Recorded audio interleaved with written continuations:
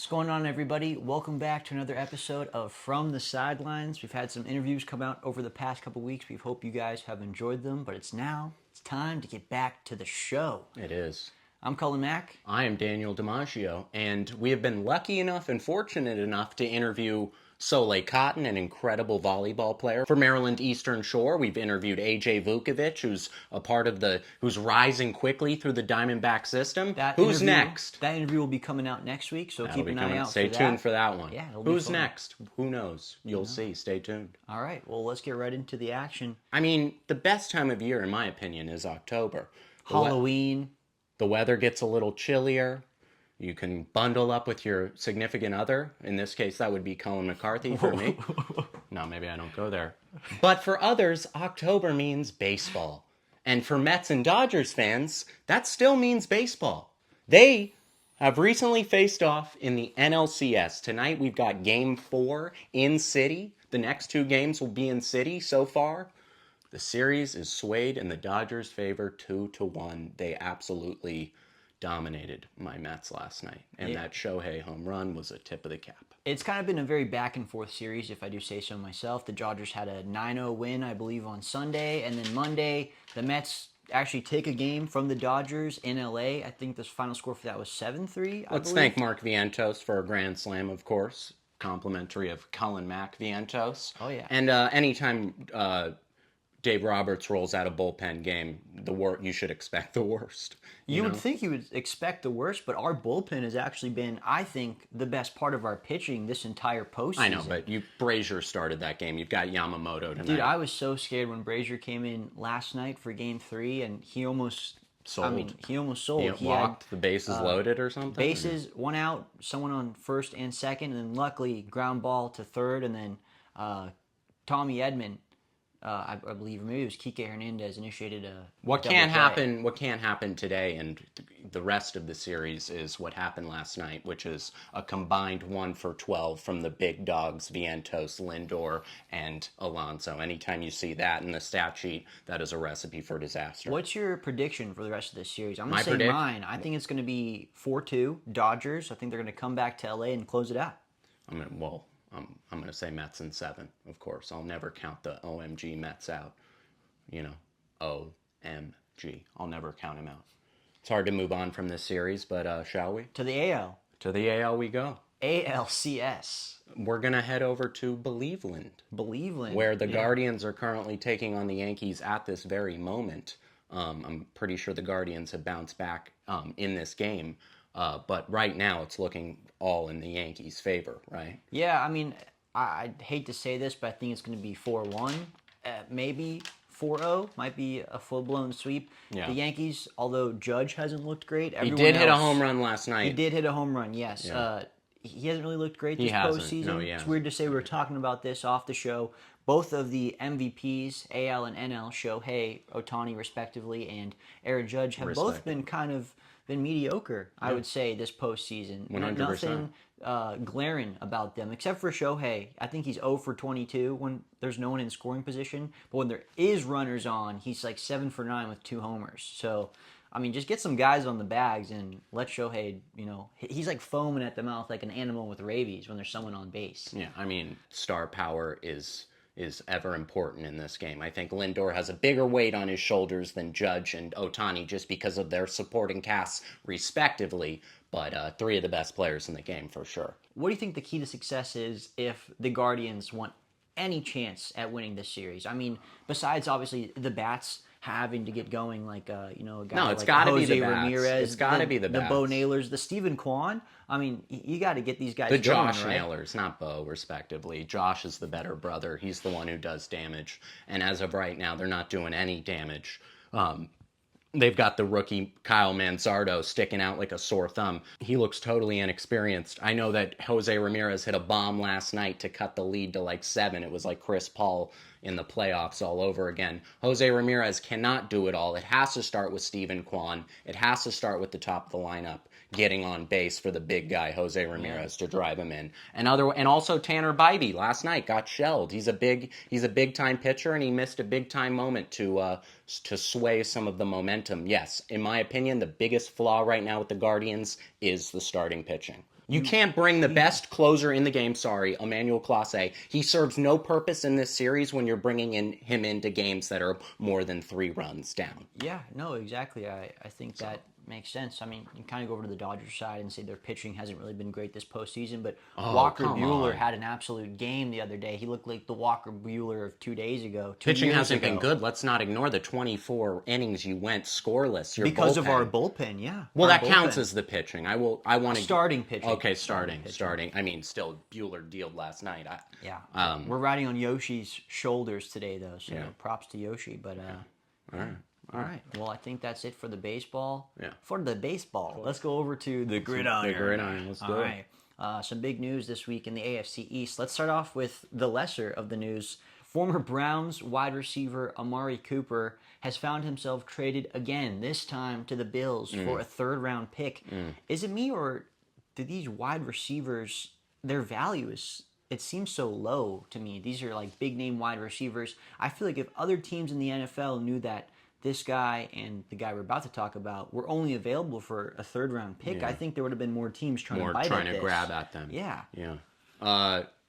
Yeah, it's kind of sad. I looked at the exchange. It's completely unbalanced. In the third round, I guess you could grab yourself you could stay. A third rounder's a solid offensive lineman. You can still get some good players in the third round. I'm just saying that these are first-round talents. Maybe get a player also for an Amari. A pick and a player. And who else are we talking about? Well, first let me say that I think this is a great move for the Bills. Their 100%. passing game, I mean, Josh Allen's been carrying this team on his shoulders, and with realistically no receivers, and now to add a guy with the caliber of route running Amari skills, Cooper, I mean, this really puts them in a shot to make a deep playoff run, I believe. 100%. And we'll go to another AFC East team. Let's do it. Let's go to your team, the Jets. Jets. We've been talking about this for weeks. I was saying he was going to go to the Jets. There's no way he doesn't go to the Jets. Davante Adams traded for a third-round pick that turns into a second-round pick based on 2 conditions, okay? He has to either be a first or second-team All-Pro, or if he has to be on the Jets roster for the AFC Championship game and or the Super Bowl. Well, look, that's the goal now. It's Super Bowl or bust with Davante. I love that trade. You guys are all in. I love that trade, and he's still one of the best wide receivers in the game. And I just love how as soon as he got traded to the Jets, the magic elixir in his hamstring just went boop. Oh, yeah. Bloop. Oh, Aaron Rodgers is throwing to me now, and not Aiden O'Connell. He's ready to play. My hamstring's feeling pretty good. Yeah. I think the biggest benefactor, the biggest takeaway from this trade is now Garrett Wilson will be feasting as a wide receiver too. Yes or no? No, I agree with you 100%. I texted you this the other day. I think you cannot double Garrett Wilson now. You'd have to double Davante Adams, and then that leaves Garrett Wilson in single coverage and coming over the middle. I mean, you've got Davante over the top. Davante can do everything, but Garrett Wilson can do everything, in between. You've just got a crazy good offense now, and especially with those 2 running backs in the backfield, you guys are built for success. So with that being said, we definitely improved, and if there was any way to erase that tragic loss to the Bills on Monday night, it was to snag Davante Adams. But must I say, I love how both the Bills and the Jets were on the attack this week, both snagging a star wide receiver. I mean, Davante Adams was ready. I think he was already in New York. It looked like he had a sleepover for with the Pat Aaron McAfee Rodgers. interview. He woke up. He popped in there like Waldo, man. Yeah, he was ready. I mean, he slept the night, but we'll see how that new offense looks this Sunday when they take on the Steelers. Tragic news out of Detroit. The big-time defensive end for the Lions. NFL sack leader. The best pass rusher in the league next to T.J. Watt and Max Crosby. The guy up for Defensive Player of the Year. Is injured and out for the season with a broken tibia. Yeah, Aiden Hutchinson broke his tibia sacking Dak Prescott. He collided with another defensive player of his, and the leg just really had nowhere else to go but to snap in half. That was bad. It was bad. He still completed the sack, though, to get his total to 7.5. So that for the game? For the season. For the season. He's leading the NFL. Watch him just lead. Just watch him lead the rest of the season. That would be crazy. But now the question opens up. The Raiders just trade Davante Adams, and, they don't really have any playoff hopes anytime soon. do they start clearing house? I think they do. No, I start think you clearing make house. Penei Sewell, Travis Hunter, and let him play defensive end. Yeah. Play both sides. He definitely won't be dying More of like D-tackle. exhaustion. D-tackle. No, for but sure. I think the Raiders might need to clear house, and I think the best move to do for the Raiders and also the Lions with this hole on defensive end would be to trade for Max Crosby. You trade for Max Crosby, Aiden Hutchinson comes back next year, and then you might have the best pass rushing white guys in the NFL. Or just the best And Alex Anzalone, another pass rushing white guy. You might just have the best pass rushing duo in the NFL. I mean, that'd be crazy. You got Max Crosby, Aiden Hutchinson coming off the edge. I believe everyone in the NFC North. I could totally see it. Will be scared for their lives. Max Crosby's been nothing but loyal to Vegas and the casinos and smoking cigars and Mark Davis, but I think it is time for a change, and him in the D would be electric. It's preseason basketball, but there's so much fun and exciting things going on, like Jason Tatum posterizing people already, the cover of the NBA 2K25.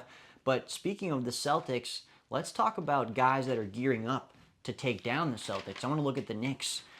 They traded Julius Randle and Dante DiVincenzo to the Timberwolves for Karl Anthony Towns, a trade that apparently nobody wanted.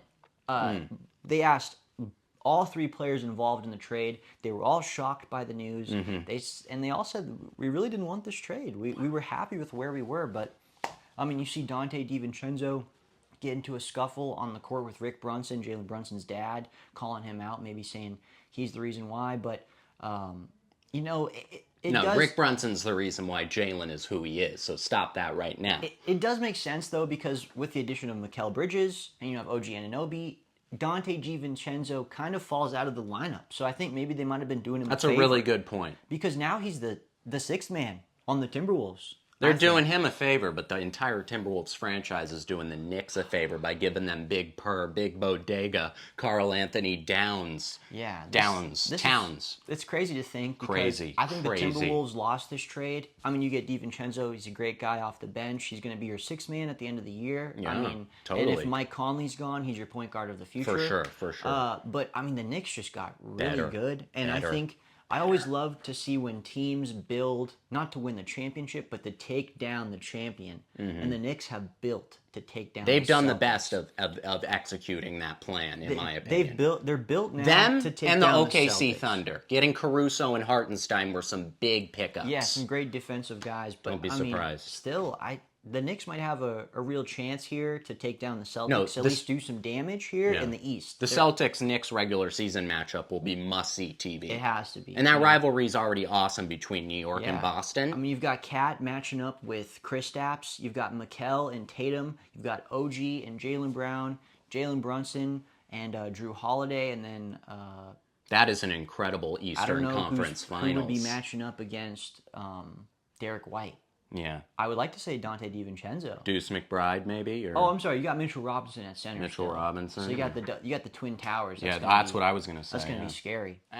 All right. Well, look, it's not. Daniel is out indefinitely. I'm forgetting. Oh, look, perfect. Similar to the guy he's going to talk about. I don't want to sound like a broken record because we talk about this guy every couple weeks and we say the same thing. Steve Ballmer is the cow, and Kawhi Leonard's milking his udders. It isn't breaking news anymore when he doesn't play. It's breaking news when he does. We build him this wonderful billion-dollar facility, but that deadpan face of his makes me think he's not into it. That's a good one. At this point, the fans wear his jersey more during the season than he does. Wow. Yeah, Kawhi Leonard out indefinitely. I think we all kind of knew this was coming. He had surgery again in the offseason. He didn't play for the Olympic team. I mean, does he even really want to be there anymore? They asked him in the preseason, is there anyone that's standing out on the roster to you this year? And he said, no. Nobody. I'm sorry, but that's not really good leadership. I feel like even James Harden, even if you're a rookie who's not playing well, I think James Harden would still be like, there's this guy, he can jump really high, or, this guy knows how to score when he gets comfortable. You got to instill confidence in your team. We said this in April that he should retire, and I still stand by that statement. No, it's crazy. Right. I'm indefinitely tired of talking about this. Kawhi Leonard. It's so every time. let's move on to college football. Let's move on to college football, and let's move on to the game of the week, in my opinion. Ohio State, number 2 at the time, ranked Ohio State, tragically falls to number 3 at the time, Oregon, 32-31, in their first Big Ten matchup against each other. This now makes Ohio State head coach Ryan Day 2-6 historically against top 5 opponents. Ohio State now has moved down to 4 and Oregon to 2. I think those ratings are justified. I think if you lose by 1 to another top 5 ranked opponent, that's not a huge deal this early in the season. No, that's crazy. I mean, I just like to think, I want to talk to all those Pac-12 haters out there. You were saying the Pac-12 isn't going to know what to do when they hit the Big Ten. Well, it looks like they know what they're doing. Dylan Gabriel looks like a dog out there. Yeah. He took over that game, and I was in Vegas this weekend. He texted me, if there's one person that can take down Ohio State, it's Dylan Gabriel, and that's exactly what he did. No, he's looking like an NFL caliber quarterback. I mean, let's give his weapons some credit. Tez Johnson, 7 receptions, 75 yards and a tutty. Evan Stewart, 7 receptions, 149 yards and a tutty. Both these guys are shining in their roles for Oregon. Amika Buka, Jeremiah Smith over on Ohio State did their thing. Even Will Howard threw for 300 yards. It's just that secondary was toast. I think we can bounce back, and it surely was an amazing matchup. All right, well, let's end the show on a high note. We got a little bit of a game. Let's do it. Start, bench, cut, Heisman running back edition. Ooh. We've got, well, we don't know if this guy is the Heisman, but it's looking like it's going to be him or Travis Hunter at the end of the day. I think it's going to go to Ashton Genty. Well, let's rank him. He's been insane. We've got Ashton Genty, Derrick Henry, and Reggie Bush. Okay. So now I'm looking at this. I'm looking at their stats. Oh, you got the stats. I got the stats right there. I'm going to go 3-1. Number 3. Or start, bench, cut. Start, bench, cut. Oh. I'm going to cut Reggie Bush. Wow. And I'm going to cut that Heisman, too. No, I'm kidding. Look, he just got it back. I'm looking at his numbers, and he only had 1,700 rushing yards. Ashton Genty already has 1,200. Right. He stepped it up a little bit in the reception game, but it wasn't enough. I mean, he had an additional punt return TD, but that's just leftovers at this point. I'm going to bench Derrick Henry. Look, I know, 395 carries, 2,219 rushing yards. 28 rush TDs, right? But nothing in the passing reception game. He's not that kind of guy. I'm going to put Ashton Genty start. Too early to tell? I don't think so. Overreaction? Maybe so. 26 already has 126 carries, 1,200 rushing yards, 17 rush TDs. He's already surpassed Reggie Bush, in my opinion. He'll get the rushing yards. All he needs now is to pass King Henry, and I think he's a start immediately. Man, you got me messed up, man. Okay, I'm going to tell you mine. Hold your reaction, okay? I mean, I love Ashton Genty. I think he's great. He's the hot hand. I'll give him some love, but I'll go 3-1, all right? I'm going to cut Derrick Henry. Whoa! I'm going to cut Derrick Henry, all right? Whoa! I'm going to cut Derrick Henry. He was a beast, I know. In a great offense, okay? That was an absolutely stacked offense he was in. I'm going to bench Ashton Genty. Ashton Genty is great. He's the hot hand right now. He's riding the hype train. I'm riding the hype train with him. He's insane. Every parlay, just bet his over on touchdowns because, he's getting them. And then I can't go against my man, Reggie Bush, man. I have to start Reggie. Reggie is one of the best, I think, college weapons. Not running back, weapons of all time. You dissed his punt return and his receiving ability, but I think that's what made Reggie so good. He could kind of do it all. Yeah, and then when he got to the pros, you saw the same thing. He could do it all. He's not just a one-dimensional back. He won a Super Bowl with the Saints for a reason. He's Reggie Bush, and he got his Heisman back. Well, that's all that matters. Well, hey, we'll ask the viewers who they agree with more, my list or his list. Come on. All right, well, that's it for From the Sidelines. I'm Cullen Mac. I'm Daniel DiMaggio. Make sure you guys follow, like, subscribe, share, and thank you guys so much. We'll see you all next week. See you guys next week.